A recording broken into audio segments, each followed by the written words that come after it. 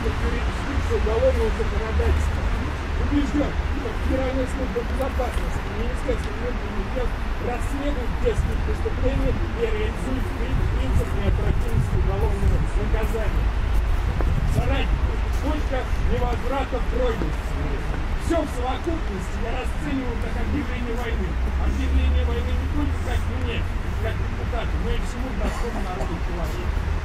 Родная Чувашия сегодня стоит на пороге больших перемен. Перемены в первую очередь коснутся высшей органы власти республики. Уверен, что перемены будут в интересах народа, а мы будем на передовой этих перемен. Огонь рано или поздно заканчивается, а победит тот, на чьей стороне правда. Поэтому наша победа неизбежна. С уважением, ваш депутат Андрей Кулагин. Это открытое письмо. Друзья, теперь я предлагаю дать возможность высказаться всем, так или иначе связанным с депутатом Кулагиным, сторонником соратником.